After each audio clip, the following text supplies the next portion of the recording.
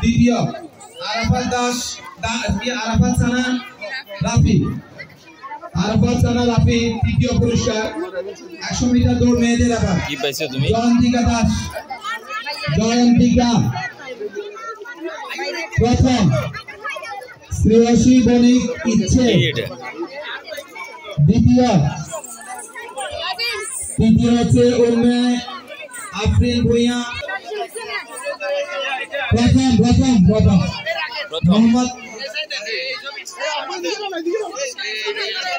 হাফিজুর রহমান দ্বিতীয়।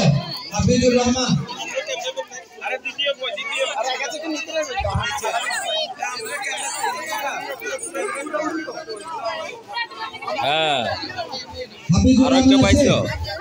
মোহাম্মদ জুনায়েদ মিয়া